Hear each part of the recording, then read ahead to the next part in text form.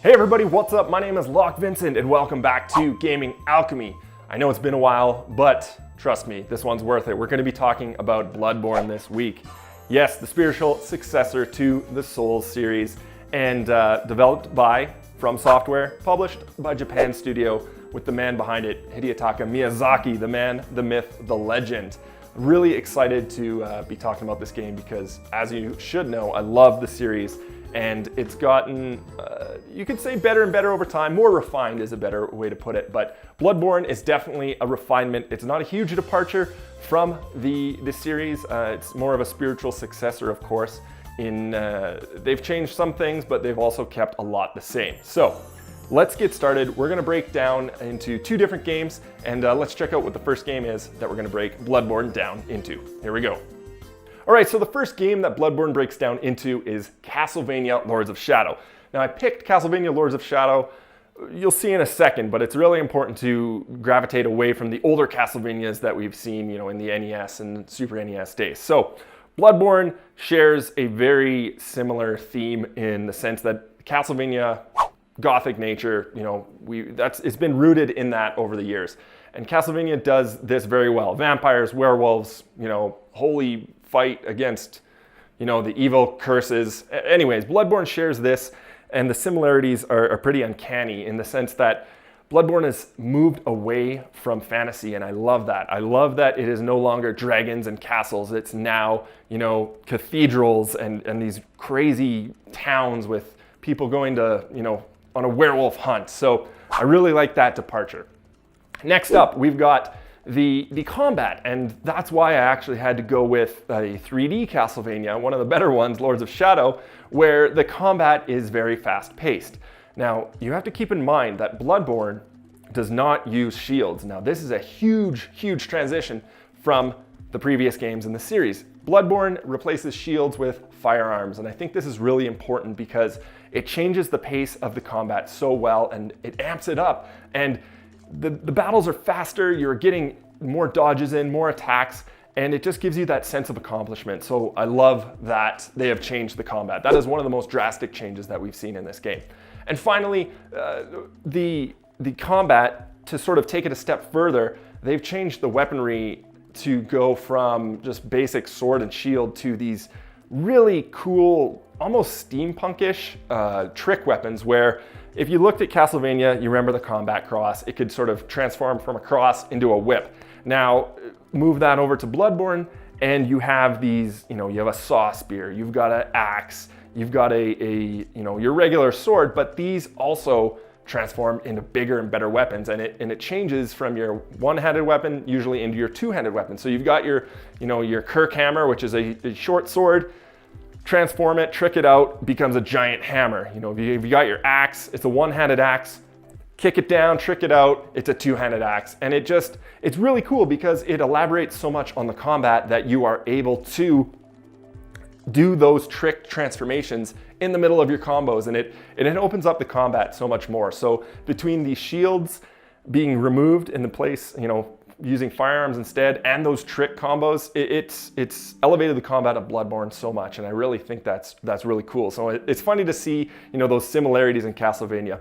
Of course, I'll throw this last one in, which is the shortcuts. Castlevania, very popular and very memorable for the gear gating, where you can't pass a barrier until you have a certain item or weapon. Of course, Bloodborne doesn't do this, but we all know that you've got the shortcuts. Finish a boss, get to a new area, roundabout, take that elevator, kick open a door, you're back to familiar territory. It's such a great feeling, and I can't stress enough how well this is realized in Bloodborne. So that's how Bloodborne breaks down to Castlevania. We've got the Gothic nature, we've got those combat tactics and techniques, and finally the shortcuts. So let's change gears here. We'll swap over to the second game that we're going to break Bloodborne down into. Here we go. All right, so the second game that I'm gonna break Bloodborne down into is a unique choice, and it's Call of Cthulhu: Dark Corners of the Earth. This game is a adventure, sort of action survival horror game, kind of a mishmash where you're a detective, you get trapped in this really weird town with really weird characters trying to uncover this mystery, and it's, rich in Lovecraftian horror. Flip it over, look at Bloodborne, and on the surface, you think, you know, it's got some Gothic undertones, as we mentioned in Castlevania. It's got some werewolves, that sort of thing. But really, as you peel back the layers, it's important to see that you've got this Lovecraftian theme and vibe throughout. And it's really cool because you don't see that on the surface. I think it's really interesting that they've gone in that direction, because I think Lovecraftian themes they've been underdone. They haven't been utilized very well, even though it's some of the coolest storytelling and some of the coolest sort of themes that you can use with these just really dark tones, but also these big, giant, fantastical monsters coming to ruin the earth. And I'm not spoiling anything with Bloodborne, it's just that is apparent as you go through the game, and it gets better and better. It's got this insight system where as you build insight, you're realizing, you're seeing, you know, you don't have humanity in Bloodborne, you have insight. And as your insight meter goes up, you're seeing different things and perceiving the world differently. And I think that's really important for this game. It's a cool change. Next up, Call of Cthulhu. It explains its story through its environment. And the environment includes your items, it includes dialogue with other characters, and just the surrounding area around you. I can't stress this enough and how important this is for Bloodborne. Bloodborne just doesn't blatantly tell you its story. The storytelling comes from the environment, and it shares this with Call of Cthulhu. It's all about reading those item descriptions, getting into those details, and really exploring the characters and the dialogue with the few people that you do meet. It's rich in just storytelling. You just have to uncover it, and I like that, because every other game just hits you over the head with story, and I think it's unique to this series. I know that, you know, Dark Souls and Demon Souls did this as well, but Bloodborne definitely takes it a step further with this cool Lovecraftian horror, but also just the amount of things you can discover is really, it's almost insurmountable. It's cool. You can't do it in one playthrough, which is awesome.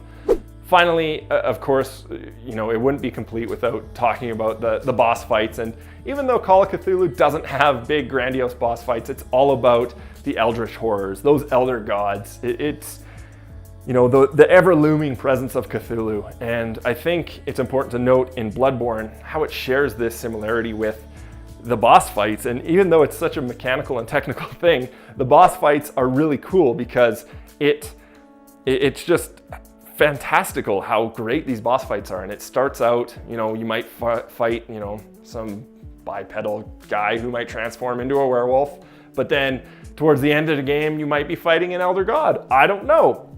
It's really cool, and I can't stress how awesome the boss fights are, even though at times they can be frustrating.